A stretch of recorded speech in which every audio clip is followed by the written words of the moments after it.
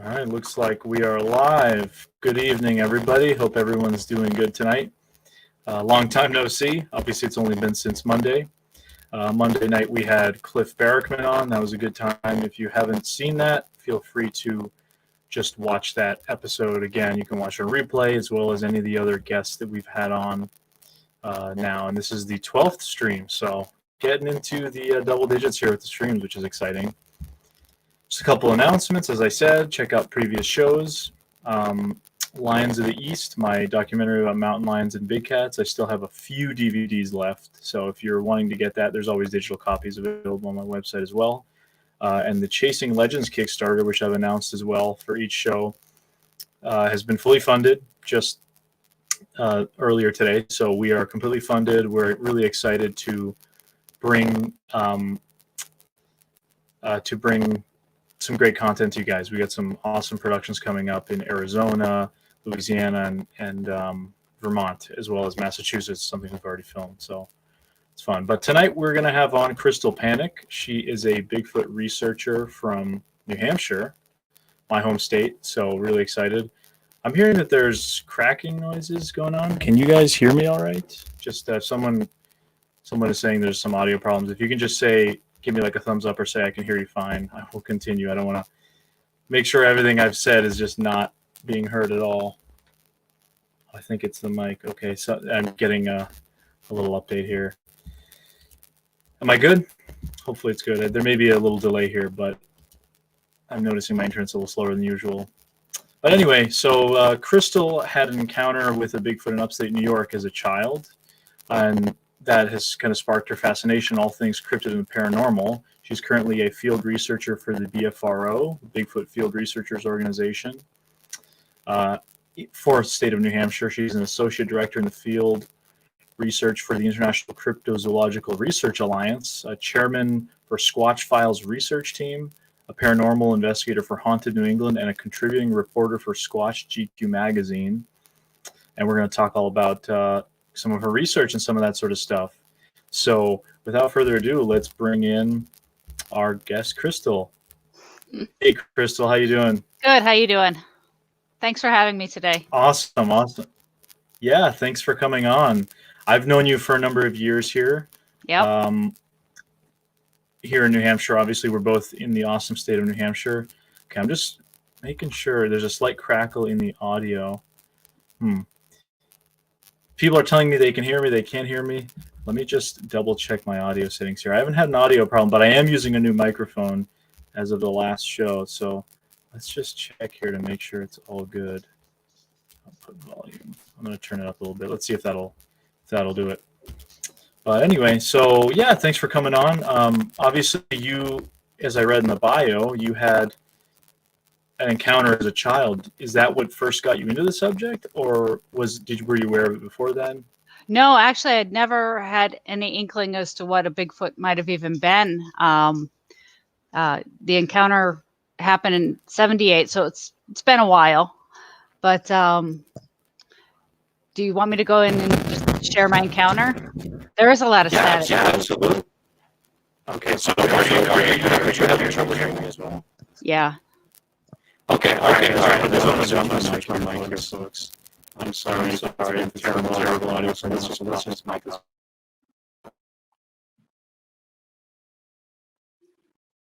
How about now? How's that? That's better. Okay, all right. We're going to get rid of the Yeti mic has failed, apparently, so we'll just stick with the headset mic as we've done. Yeah, the crackle's gone. I can hear you much better. Awesome. So, okay, so I guess we're jumping right into the encounter. Actually, this is what really did spark my interest in all things paranormal, cryptid, anything unusual, UFOs. I'm into all of it. I love it. Fascinated by it. But so what happened was, this is 1978. It was October, and I remember we had gotten home, and we lived in a trailer next to the woods in Oswego, New York, upstate New York. And when we went to go into the house, my mom had noticed that the back door was practically ripped off the hinges. So she rushed us back out to the car, called the sheriffs. Sheriff came out. They determined that nothing was stolen. Nothing was, you know, there was nothing besides the broken door. So when we went to bed that night, I don't know how my mom closed it. I have no clue, but it was closed when we went to sleep that night. My twin and I, our bedroom was directly across the hall from that broken door. And I remember my mom she had always left the hall light on. And I slept on the top bunk. My sister was on the bottom bunk. And I woke up to my sister just calling my name, Crystal, Crystal. And I sat up, and there was this large, hairy thing standing in the doorway. And so I was terrified. I didn't want to go to the front of the bed to get down to her bed. So I squeezed myself between the wall and the bunk and climbed into her bed. And as we sat huddled in that bottom bunk, it actually started to walk into the room. I just know it was big and hairy because it was backlit by the light behind it. And as it started walking in, that's where I say the story kind of gets weird, because my twin and I don't remember anything from that point on. Everything is like black. We don't remember anything. Woke up, or we were huddled together in the bed. I don't know if we actually slept or what happened, but when we came to, I guess, I don't know. We were still huddled together in the bed. We got up, and it was daytime outside now. And as we walked through the hallway down to the living room, there was a big bay window in the backyard. And as my sister and I looked out that back window, we made eye contact with the creature again. It stood up from behind this old car that was in the backyard, turned around and just walked back off into the woods. So that kind of, and then when my mom got up, we told her what had happened, and she told us not to worry about it, that it's okay, and that she had had an encounter in those same exact woods when she was a little girl. So now my mom had seen it, we had seen it, and I honestly, living on this coast, didn't realize that there were so many people who are interested in this subject. You know, over here, still in New Hampshire, it's still taboo to really talk about it. Right. Yeah. Nobody wants to share their encounters, or if they do, you can't tell anybody where it was, or it's really hush hush. So, but what really got me into this was, of course, the shows Finding Bigfoot came out, and then they did that New York episode, and I was like, I told you there's Bigfoot in New York, because everybody says they're on the West Coast, and I'm like, no, I'm serious, they're everywhere. And people don't really, they just don't talk about it here. And then actually my daughter had an encounter here where we're living now at the cabin. And I think you've mentioned it before, but definitely, if you want to talk about it, feel free to share it too. Sure. I was actually, we worked from home. I worked from home at the time. We had a training business. And I told my daughter, hey, I need to make a phone call. I got to call this guy. You know the routine, just be quiet. So I shut my office door, and I'm on the phone with the guy. And next thing I know, she is beating on the door, screaming, crying, like a banshee. So I'm just trying to cover the phone up, be quiet, be quiet. So I check a stapler at the door, like, enough, I'm on the phone. She's still going crazy. So I'm like, all right, something's really wrong. Can I call you back? I call the guy, I hang up the phone. I rip open the door because now I'm going to yell at her, like, what are you doing? Mom's on the phone. And she grabs onto me and clings onto me, and she just tells me, a big hairy man just walked by the window. And now all these flashbacks are going through my head, like, whoa, what just happened? I run to the window. I don't see anything, but we're the only ones home. And I'm like, was it a bear? She's like, Mom, it was a big hairy man. He just walked by the window. So I'm curious. Now I want to go out and see if I can hear anything. So I'm start walking down the hallway, and she's hanging on the back of my sweater, dragging her feet and crying and screaming. She wouldn't let me go outside. So, but she told me, it was so tall, she could only see like the shoulder down to like his waist area as he was walking by the window. And I said, well, where did he go? And she just said, into the woods. So that that really was what made me, her encounter started sparking all this stuff in my head again, going, there's something out there and I need answers. So that's why I do what I do now. Paranormal. Absolutely. Sorry, So go ahead. after you, no, if after you had your encounter, I mean, did you and your sister try to tell anybody, or your twin rather, try to tell anyone, or like did you experience anything, Well, we were any told, kind of feedback or anything? we were told, don't talk about it.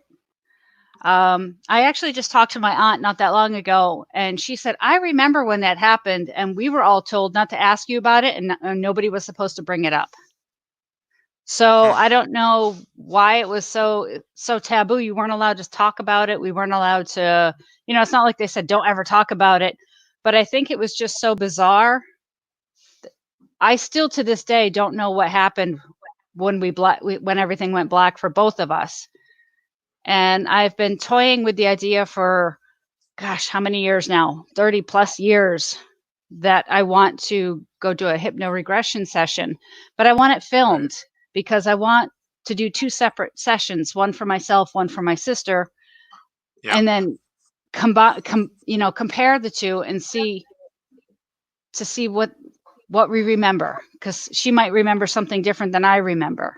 So I'm curious. I still want to do it, but I'm kind of scared at the same time, and that's why I haven't done it. Right. Because people will ask me, well, do you remember what its facial features looked like? And honestly, I don't remember the facial features. I just remember its eyes and that it was big and hairy. But then as an adult, when I look back on it, I have to think, okay, well, how tall is the the door of a trailer? 7 feet, 6 plus, 6.5, I don't know. But then I have to think, well, it just took up the door frame. So was it a juvenile? So it makes me wonder if that's what we encountered. Because it wasn't like super massive where it couldn't walk in the door. It came in. Right. Yeah, that would definitely be interesting to do that. I mean, obviously it's not easy to do something like that from what I've heard as well. Others that have done it, for other types of things, it can be a useful tool. Some people don't even believe in it, but I think there's some merit to it. At least you're kind of, like you said, you're regressing back into something that happened for a lot of people, traumatic kind of encounter. But so you've been with the BFRO in New Hampshire. I'm just curious, like, how did you come into that position that you started with the BFRO and you're in New Hampshire? Like, was there a reason? Was it your daughter sighting, or was there a reason why you really wanted to investigate, like, in New Hampshire, obviously, aside from being in New Hampshire? Well, what really like I said, her encounter is what really triggered it and brought back just this wave of memories and things that had happened as a child. That, okay, it sparked a lot of interest. Like, what are we seeing? My mom had an encounter; she saw one. My twin and I had an encounter. Now my daughter has seen one here, and I just wanted to know, what are we seeing? And then you hear about encounters, and shows like Finding Bigfoot. When that came out, I was fascinated by it because I loved hearing other people's encounters. And then when I heard that the Finding Bigfoot team was coming here to New Hampshire, I shared my daughter's encounter because they wanted New Hampshire sightings. So I shared my daughter's encounter with them, and they called us and said, hey, can you come to the town hall meeting? So we said, yeah, we'll go. First, we hemmed and hawed for a bit, like, she's only a little girl. Is she going to be made fun of from her friends? Because this isn't something you talk a lot about in New England, So yeah, exactly. We wanted to make sure, like, if she got picked for the show, would she be picked on? There were a lot of things we were considering. But she really wanted to go, so we went to the town hall meeting, and I met everybody who was there. And as Paige and I were leaving, it was late. It was like 10 o'clock at night. It was a snowstorm on the way home, but they had it up in Bretton Woods, and Nice. we had to use the restroom before we left because I'm like, it's going to be a long drive home. As we were leaving, Matt Moneymaker was still standing around. He was just cleaning up his table or whatever it was. And as I pushed open the door to walk out, I just stopped. And I looked at her and I said, hold on, I have to go just talk to him for a minute. So we went back in and she's like, Mom, I really want to go. I want to go. And I'm like, I know, but give me 5 minutes. So I went back up to Moneymaker and I said, I just wanted to talk to you. You don't have any investigators here in the state of New Hampshire, and I would love to offer my services. What do I need to do to become an investigator for the BFRO? And he said, typically you have to attend like expeditions, get to meet everybody, meet me, and then we'll send you an invite. And I was like, okay, I understand that. And he said, well, tell me a little bit about yourself. So then I shared with him my experience. We shared Paige's experience, which he had heard during the town hall meeting. Then he just asked me some more questions about what I did for a living, things like that. So we ended up talking for probably another hour. And then he said, okay, get in touch with this woman. Let her know that you're the newest BFRO investigator for the state of New Hampshire, and shook my hand, and the rest is history. So, and that's how I got involved with the BFRO, for just taking that 1 second step and saying, hang on, I need to talk to him. So sometimes it's best to take those steps and take those chances and just do it. So, yeah, that's awesome. I'm very happy. I love it. Oh, I can imagine. Yeah, that was something that was Cliff talked about a lot during the last show here on Monday, was saying how, Matt doesn't get a lot of the credit for kind of putting some of this stuff together. A lot of people like to rag on him for whatever, seeing kind of being like a big personality on the show, which, I mean, that's TV. But a lot of folks I know that are in the BFRO, it's been because of something like that. It's like a personal kind of thing. It's kind of a cool way to bring researchers in, and I'm glad you did do that, because obviously we have so many sightings in New Hampshire, and I'm sure you've gotten a lot of them. So before we talk about that, oh, go ahead. Oh no, go ahead. Oh, I was going to say, unfortunately, I do have a lot of reports that are still open that I need to take care of, and unfortunately, right now there is another investigator for the state, but he's been kind of AWOL, so I don't know where he is. So as of right now, it's just me trying to handle all the cases that come in, and I do have a backlog, and I'm doing the best I can to clear them up. Oh yeah, it's and you've shared some of that data with me, just to, in terms of numbers, and there's definitely a lot of it there. But let's just take a couple audience questions before we come back to some more of the New Hampshire stuff. So we have a question from Daniel Fernandez, who's a weekly viewer from Brazil. He says, how do you see Bigfoots nowadays? Do you believe they're animals or paranormal creatures? Are they mostly peaceful, territorial, or are they capable of predatory behavior against humans? I personally, there's going to be two sides to every story. You have some people who believe that they're paranormal. You have some people who believe they're more terrestrial, physical beings. I'm on the side where I believe it's a physical being. I don't believe it's a paranormal being. I know I get into this a lot with my friends about what they're capable of. I mean, and unfortunately, there are no experts. We just don't know. I mean, Daniel Perez said it best when I met with him at Willow Creek when we were talking. He said, we're not really Bigfoot researchers. We're report takers. We're taking in people's reports of these creatures and what they're experiencing, and then that's all all we're really studying. So I thought that was a great way of saying it, and I'm like, yeah, that makes sense. So, but as far as being aggressive, I don't think they're aggressive, only because if they were, I think there would be a lot more reports of people being attacked. And I know that there have been reports, but many years ago, nothing current that I'm aware of as far as attacks on people. I think they try to stay away from us as much as possible. And as far as cloaking, I mean, I don't know if they cloak. I think that they're just masters of their environment and can just blend in with their environment and stand still, and you'll just bypass them. I mean, there's been times when I've had sitting here at my desk looking out the window and see a herd of deer in my yard, and then they just walk into the tree line and they disappear. I know they're in there, but I can't see them. So that's my personal belief. Yeah, it seems, at least from what I've seen, that a lot of the more aggressive encounters tend to happen in the south, in some of these swamps and some of those reports. I mean, there are some aggressive reports all over the place, but nothing really super violent, I would say. But I think if is. you're getting a rock thrown at you, if it really wanted to hit you with that rock, it would. Yeah, that seems to be the case. So we have another one here from Map 11. Could you ask Crystal if she ever had any objects or gifts left to her from the BF? Also, ever a UFO around a sighting? Thanks. You know, I have taken a couple reports where people have claimed that there were UFOs around a Bigfoot encounter. But there was, I don't know. It's really tough because, like I said, there aren't any experts in this field, and we're just going based on what we're experiencing and what we've researched.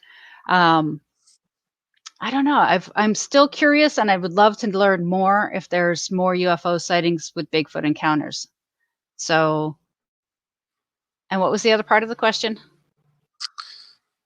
The other part was, have you ever had any objects? Yeah. No, there's been times when I find feathers and things like that, but I'm really, really, really, really tough on Bigfoot evidence, like stick structures and things like that. Because where we live here in New England, we have a lot of wind damage, snow damage, weather can affect the trees.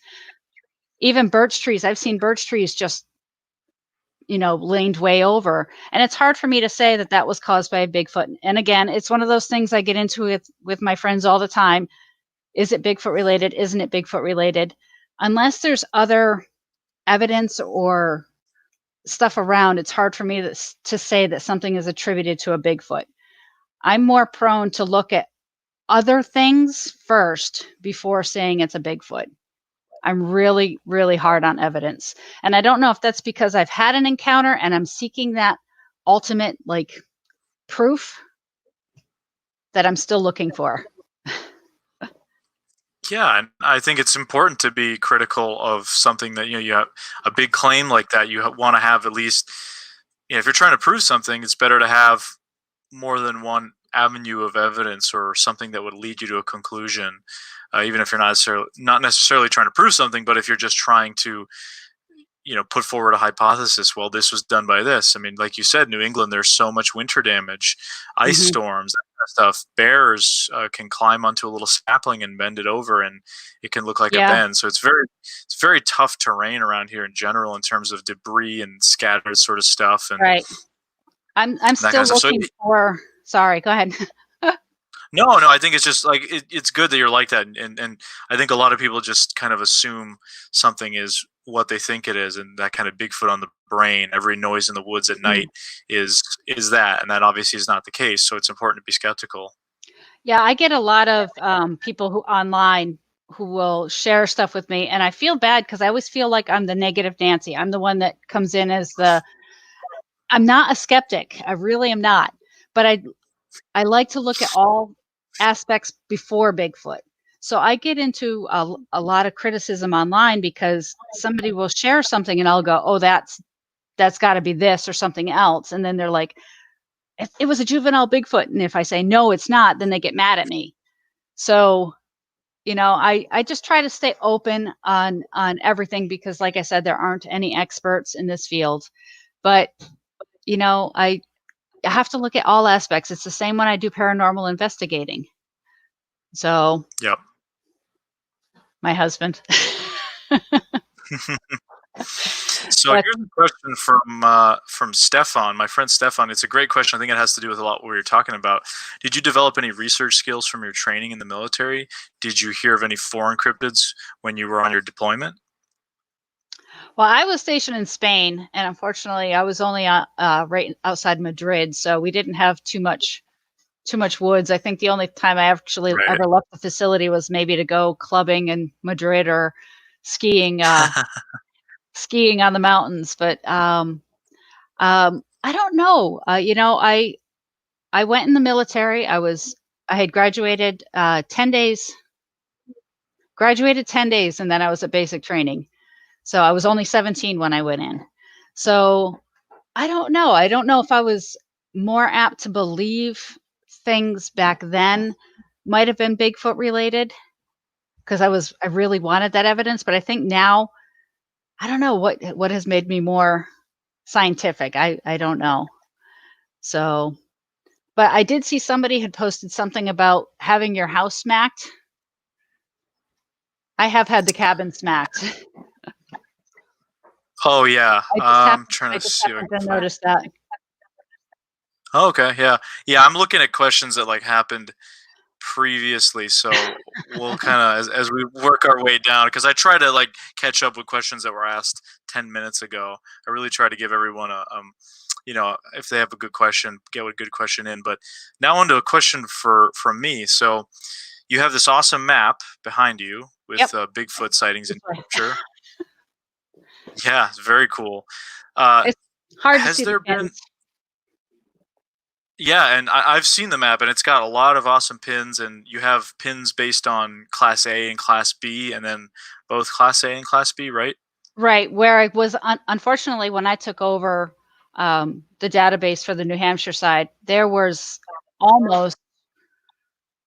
probably well over 200 cases that hadn't even been looked at when I took over. So a lot of the pins on this map were Class A, Class Bs, where unfortunately I was unable to reach the person who actually filed the report. But I felt the report was still good enough to be added to the map as a possible location. Unfortunately, I wasn't able to speak to the witness.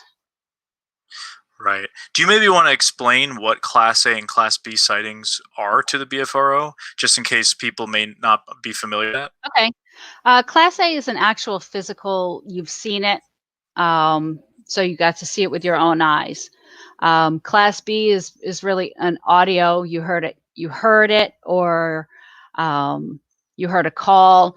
And unfortunately, I'm really tough on Class B reports, only because there are so many other things in the woods that it could have been. And I can't jump to the conclusion to say that. And I think I'm probably way more hard on evidence than maybe I should be with the BFRO, but I do want to make sure that it's a valid report before I submit it.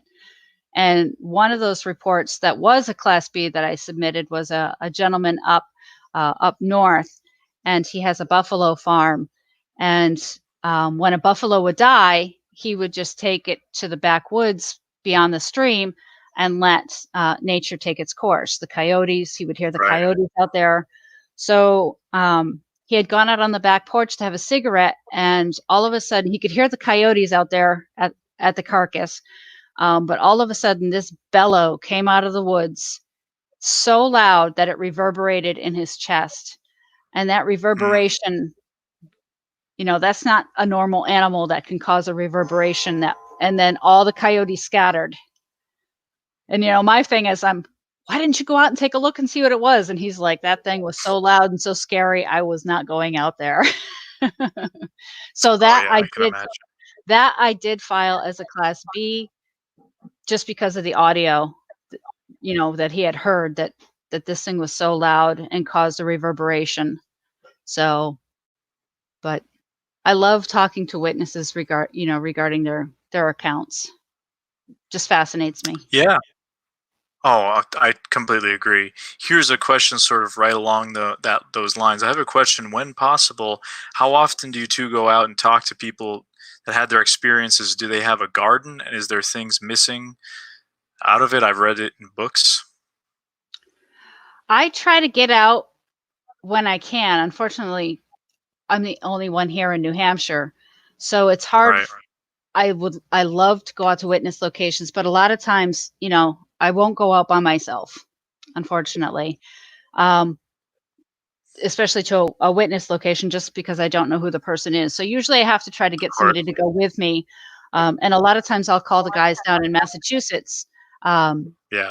Dave McCullough will come with me. I've had Jeff Shepard come with me. So, and I actually just spoke with the front office and said, can I just bring anybody with me, or do they have to be with the BFRO? And they said, no, you can bring somebody with you if that makes you comfortable. And I was like, great. Now I can handle more and more cases, because I can Yeah, that's awesome. get out more often. But as far Yeah, as Dave and those guys are just food, fantastic. I love those guys. And as far as food being taken out of gardens, I haven't heard any, not here, I haven't heard any reports of food being taken. But it's hard because animals up here, I'm sure with everywhere, can steal your garden vegetables. So it's hard to say unless you had some tracks or something along those lines to go with the food missing. That for me, it would be hard to say it's Bigfoot unless there was other proof. Right. There's plenty of critters that are going Mhm. after gardens and foods around here as it is. So that can be a tough one. So here's another one. This is from Chris Dopp. He says, Crystal, when you both came to, what position were you in? Sitting up or laying down? I'm assuming that's in regards to your Yeah, I'm almost positive we were still huddled together, like in a sitting up position. I don't remember being laying down. So, yeah, as far as I remember, we were in a huddled position, sitting up, in as far back to the wall as we could get. But I don't recall. And again, that's one of those things I would love to remember, doing the hypnoregression to see. But I've been toying with it so long. My sister-in-law actually went and got her hypnosis certificate or license.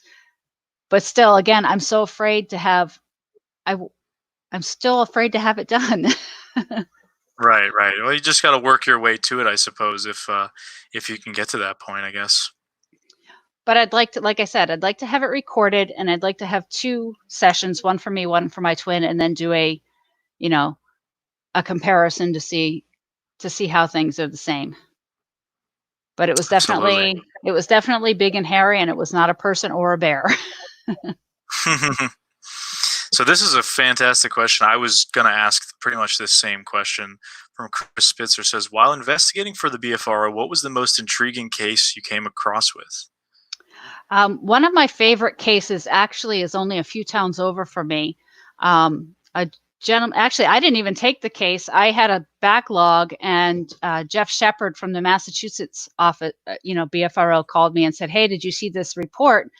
This gentleman is saying he has some hair and wants to talk to us." And I'm like, "Listen, I have 40 cases I'm working right now. Why don't you go ahead and take it if you want it?"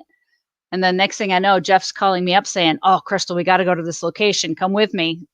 And honestly, no kidding, it's like the next town over. And this gentleman, he didn't want his name known, so this isn't on the BFRO website. It's a private case. He didn't want us to share it with the public, but he owns a quarry, and it has these big giant ruts where the big machines used to go through. And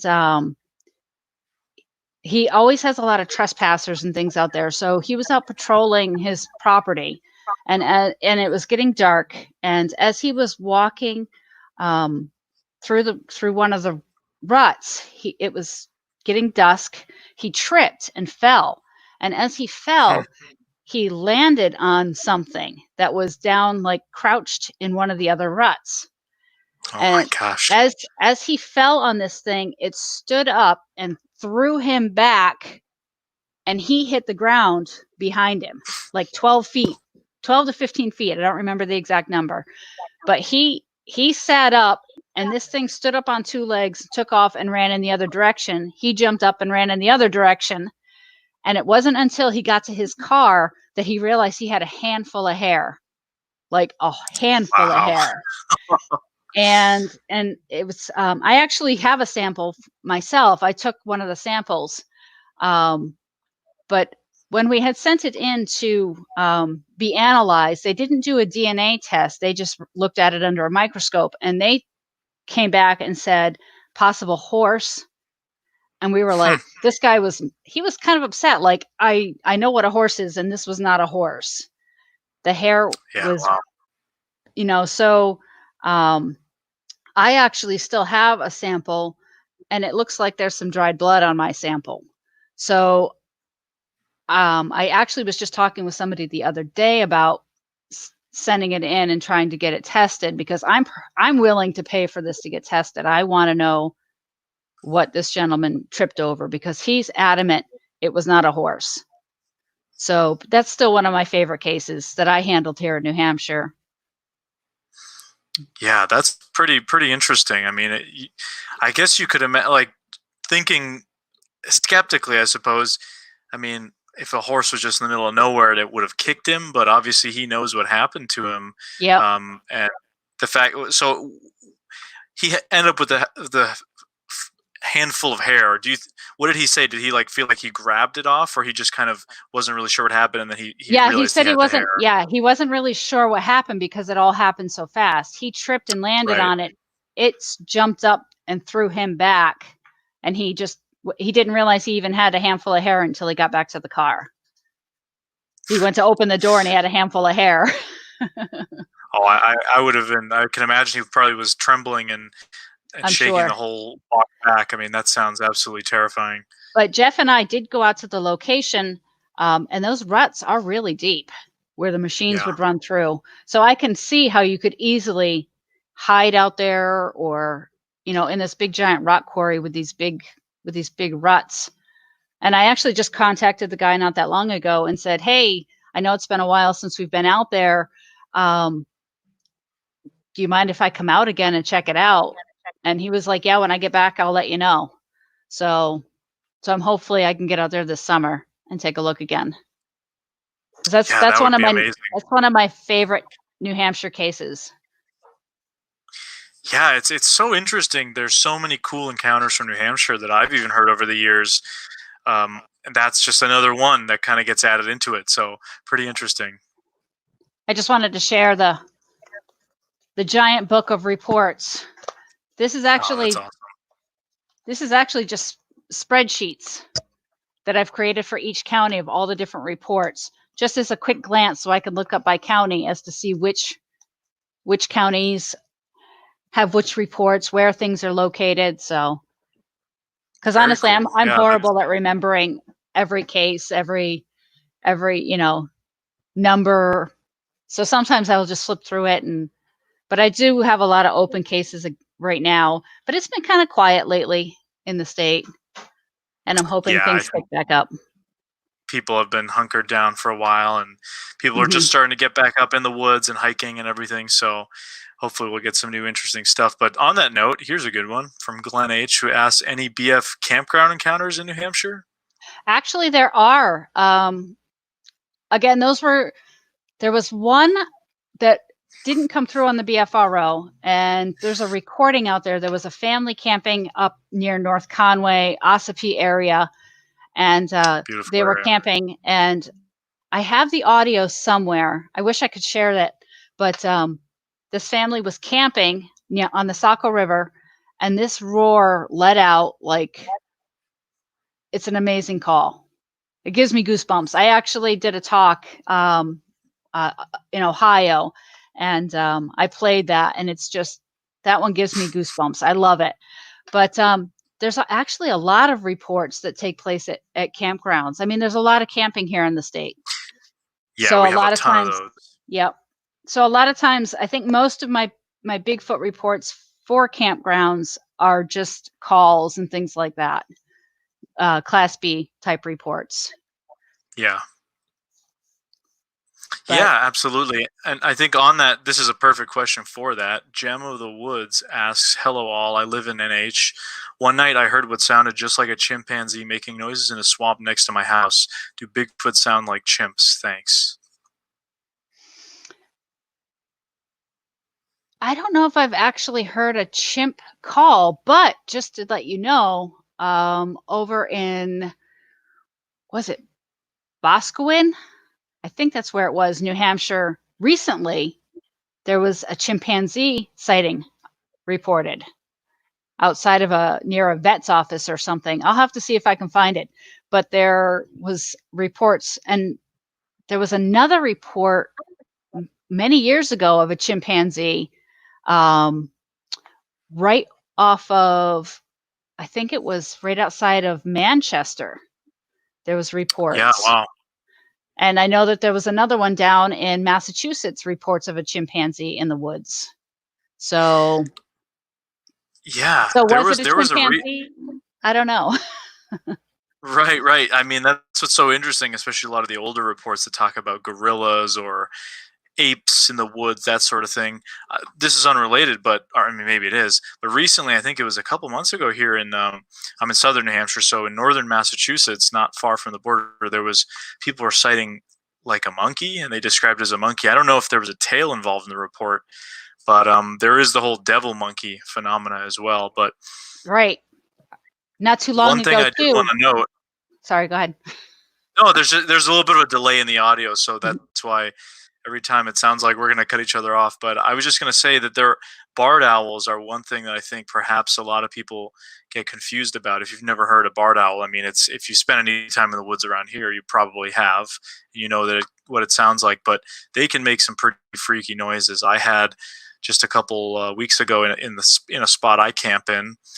Not far from me, we had barred owls, what I assume were mating in the tree right above us. And man, they were making some noises I've never heard barred owls make before. So you can imagine being out in the woods, you maybe get confused. But at the same time, there are some Bigfoot reports that say it sounds almost ape-like, that kind of thing. I mean, whatever you want to make with that, but it's definitely interesting.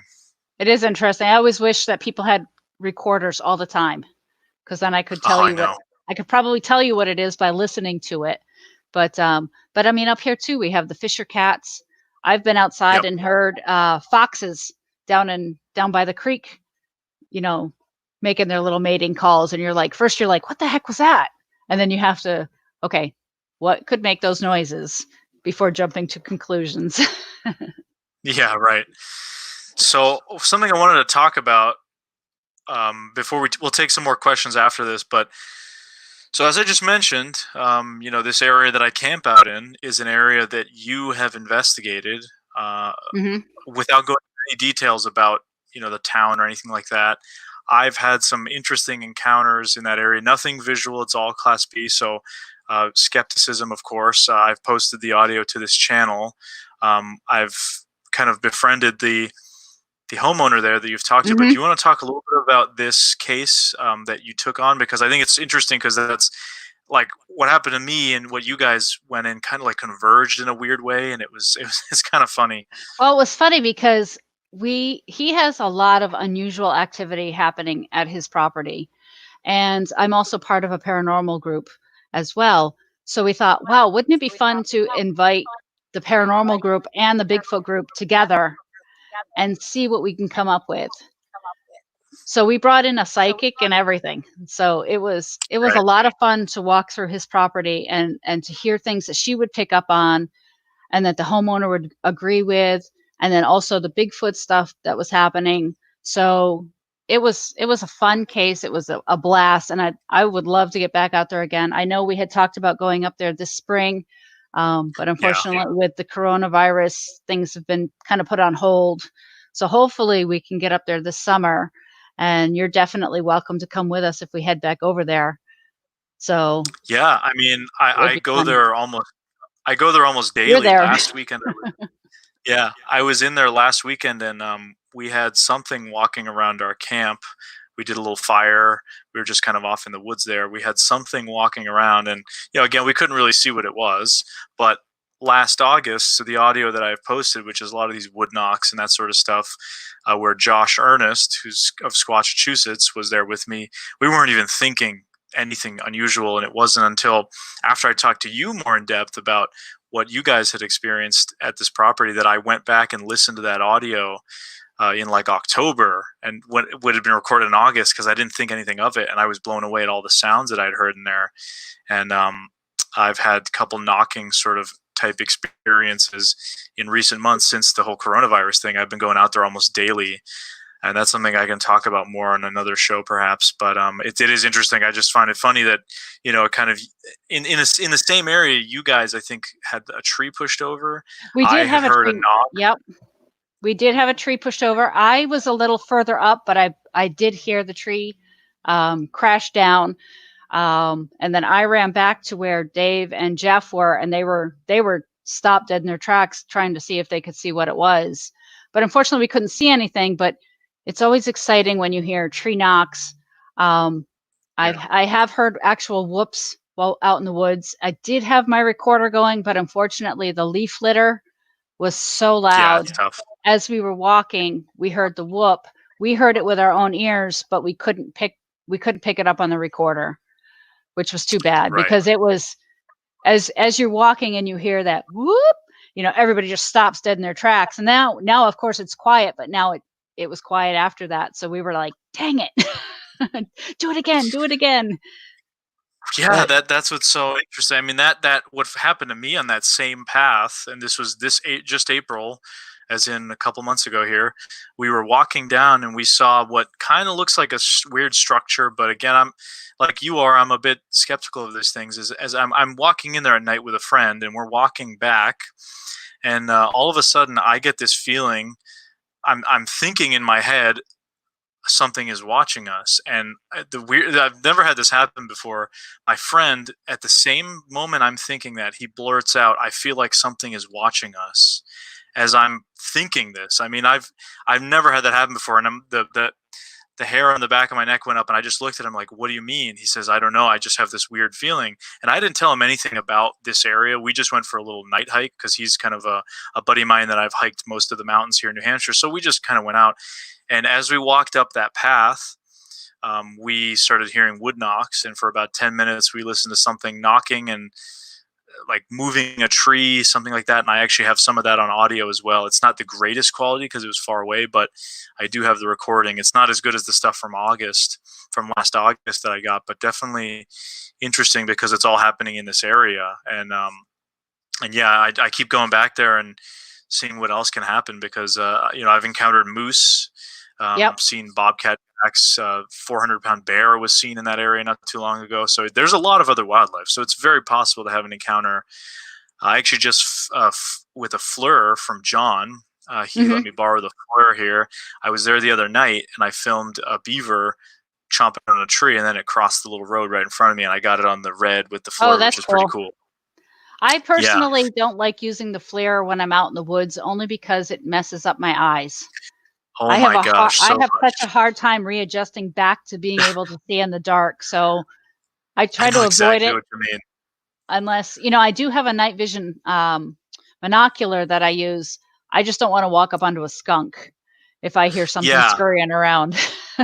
And that's what's good. It has the two, because I was sitting there in my car and I was walking around just with the FLIR, and then I would take it off of my one eye, and it was like that eye, the right eye, was completely dark, and it was I couldn't, it took like 5 minutes to get readjusted. To readjust. Yep. Yeah, I know exactly what you mean. But all right, so we'll go back to some of the other questions, because I try to let everyone get one question in before I start doing repeat questions. But we had some pretty interesting other questions coming in here. Let's see. I think. Sorry, I wasn't reading. I'll have to read. I'll have to go back through and read them.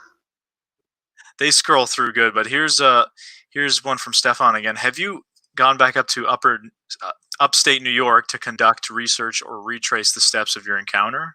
I have not yet, and that is something I have been also very seriously been contemplating, going back up there. I do have family that still live up there, and when I was a kid and we would go back up to New York and visit, because we left not too long after that encounter. It had nothing to do with why we left. The encounter wasn't why we left, but every time I would go back and visit my grandparents, who lived diagonally from like where we were in the camper, at night you couldn't get me to go outside.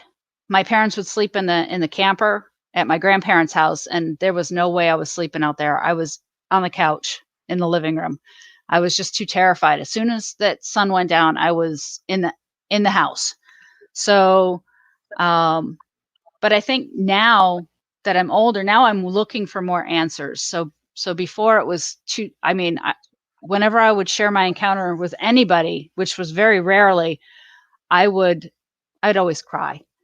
But I think now, having learned that there's these groups out there after, Finding Bigfoot came out, and then, Facebook and stuff started coming out on the internet, and then I started doing research. I mean, my very first search on the internet, when the internet came out in the 90s, when I had my first computer with a modem that connected to the internet, the very first thing I searched for was Bigfoot. because I was curious. I mean, even as a kid, that's every time you would, go to the library as a kid, I'm picking books on ghosts, Bigfoots, UFOs, cryptids, and that's what I was fascinated with, trying to see if I could get any answers. So, now, and like I said, now that, we have the internet and we have social media, I didn't even know that there were these conferences. People had all these conferences you could go to, and that there were like-minded people out there like me who had this fascination. So now that my kids are older too, I'm like, I'm doing stuff with what mom wants to do. So now that's why I'm able to do I do the Bigfooting, and I do, I go on expeditions. A couple of years ago for the 50th anniversary, I flew out to California to go to Willow Creek because I wanted to see the film site. So, and to hike out there and go to the film site on the 50th anniversary, it was amazing. I mean, best time ever. Seriously. So, and just being able to travel, like I went down to South Carolina and did an expedition with just some friends, and we had to hike in with all our gear. It was amazing. I loved it. Pack weighed a ton, but I had a blast.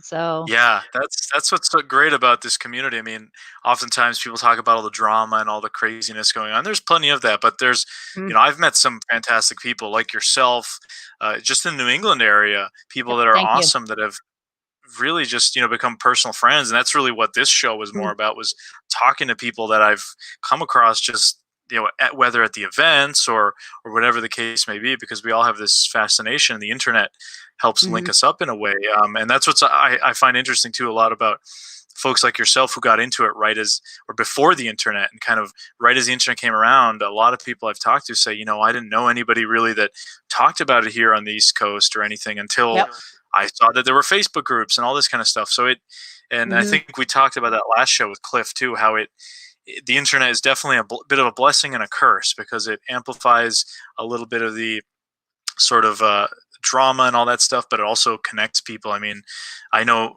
we both have friends pretty much across the country and the world that are interested. I'm sure, like, whatever state or place you go to, you can link up with somebody and either take you out in the woods for a good time, or just kind of hang out and meet up over a mutual interest, which I think is fantastic. Yeah, I love just sitting down and talking to people about Bigfoot. I wish there were more on this side of the state for me. So like you guys are on the other side too. That's still, 2 hours to get to where you guys are. So, which I wish everybody was closer. But I think we need to have our own thing here. Well, now we do have more, the conventions and things like that. They do some up in Maine. I can't remember the name of that one, unfortunately, off the top of my head, but I think there's a few there. I mean, Lauren Coleman would do the Cryptozoology conference a couple times. There's starting to be some of them. Maybe not so much Cryptozoology. I know in New England there's a lot of events that are like UFO or general paranormal. Yeah. So they'll have the cryptid element. I mean, some of the UFO conferences I go to, they'll do like a Friday night cryptid night or a Bigfoot night. So it's kind of cool that they are embracing that a little bit. Yeah. Well, not necessarily does that mean that we're like one and the same, but there's a crossover because people are interested in similar things, which I think is cool. But let's take a couple more questions. What do you think? Okay, sure. Yeah, I've got some pretty cool ones. Chris Dopp asks, have you collected many Native American stories or reports? Personally, no. I only know the one that you know. Right. And he had some pretty interesting encounters and stories, and how he, as a Native American, portrays what Bigfoot is. So definitely. Yeah, and that was featured in a documentary. It's episode 3 of the series on this channel, guys. If you want to go check it out, it's called Shy Man of the White Mountains, and we've been out with Michael and kind of understand his perspective is maybe a little bit different than other researchers, which I think is fine because everyone has their own sort of ways of doing things, and it's interesting to hear that perspective, I think. Yeah, I'm interested. I mean, like I said, there are no experts in this field, so you need to stay open. And I'm not going to say one person's right, one person's wrong, because we just don't know. There's not enough evidence for us to make that determination. But I mean, we can have our own belief systems. It's just like anything else in this world. So, Right, right. but, I mean, I do have friends that were flesh and blood serious only, it's just flesh and blood. But now during more of their research, they're leaning more towards, okay, maybe there's a little bit more paranormal aspect to what these creatures can do and their abilities. So really, who's to say? We just don't know yet. We don't have the answers.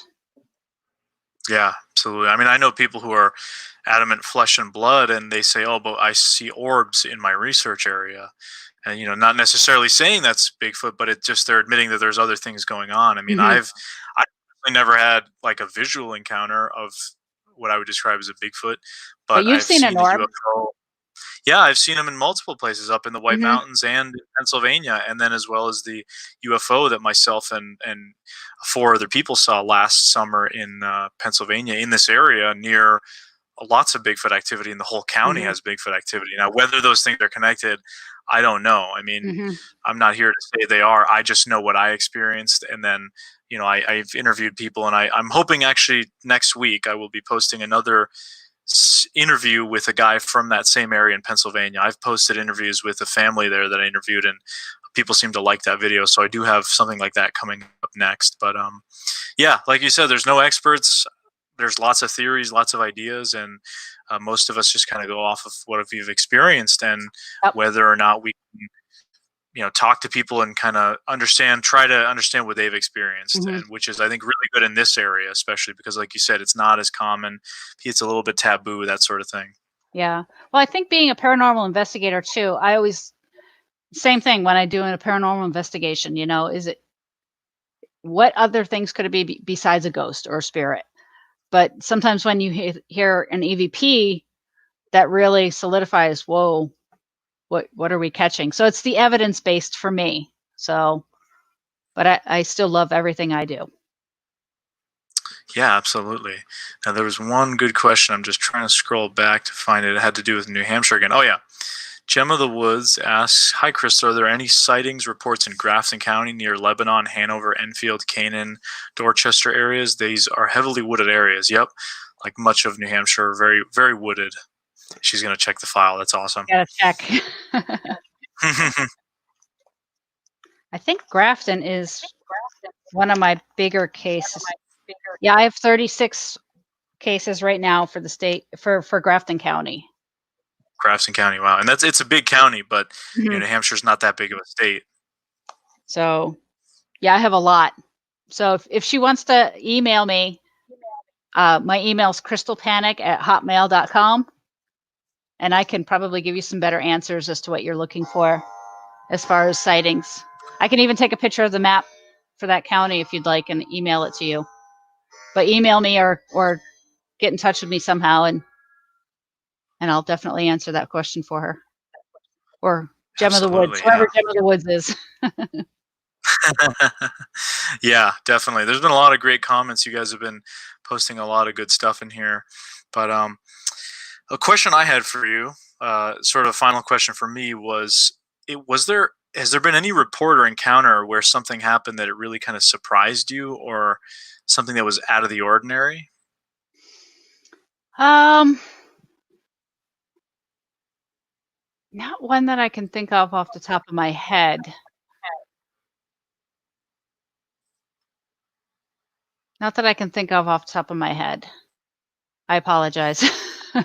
Like I Yeah, said, my no, and favorite then my favorite one is still, the gentleman, the buffalo hunter, and I have talked to so many people. Oh, one of my other favorite ones, which is not public, and I'll be quick with it, was a family.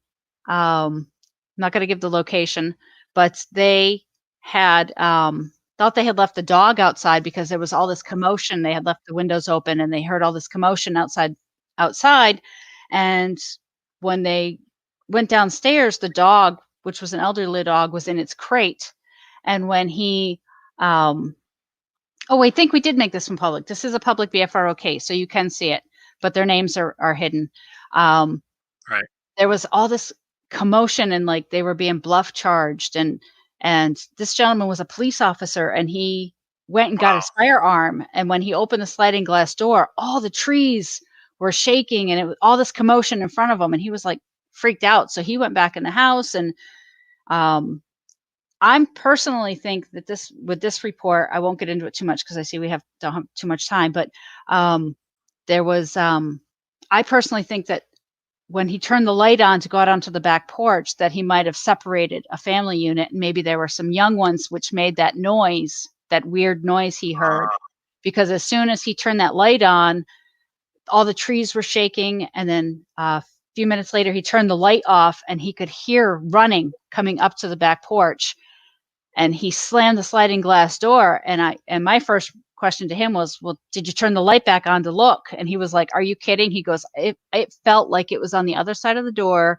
staring me down, and I was terrified. He said, I was not opening that, turning that light on or opening that door.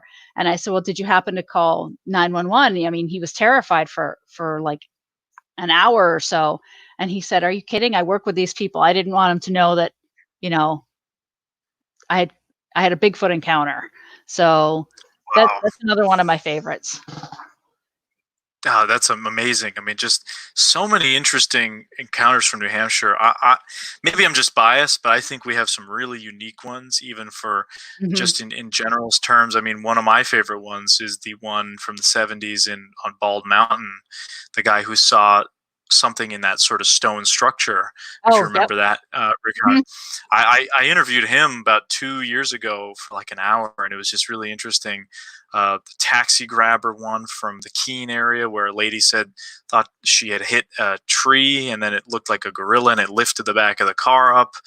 Just the Hollis flea monster, that's actually really close to where I grew up. I love that one. That's one of my favorite ones. So we have some pretty interesting encounters in New Hampshire. As small as a state as it is, we are the second most forested state. And I talked about this a little bit when I had Michelle Soulier on. We talked about Maine. People love that because there's so many encounters in Maine. New Hampshire's like almost Maine's little brother here. We're kind of twins with Vermont. It's very similar terrain, lots of woods, lots of mountains. As Cliff said, he told me this off air last show. He said New Hampshire was like a sized down version of the Pacific Northwest when he first visited here, because he had never been here. So that's pretty cool. That's good. So there's a lot. So if people have encounters, especially from New Hampshire, how should they get a hold of you? They can definitely reach out to me through the BFRO.net. If they file a report there, if it's for the state of New Hampshire, I'll get it. Or they can feel free to contact me at Crystal Panek, CrystalPanek @hotmail.com. And they can reach out to me. I'll put links to both of those in the comments. I haven't yet, but I'll do that right after the show. So if people, when they rewatch this, if they want to put a report in, please do, because the more data we have, the more interesting it'll be, and the more we can hopefully get other people to feel comfortable about sharing their stories, saying, hey, I'm not the only one in New Hampshire who's had these kind of encounters. I'm hoping that eventually that we can, I don't know about putting on an expedition, just because it's like so much work and all the legality and the licensing and the insurance and things you need. It might be a bit overwhelming for me for trying to set one up here in New Hampshire, but I would love to. But maybe just start off by doing like some town hall or library type stuff. You were doing some library types lectures and things like that.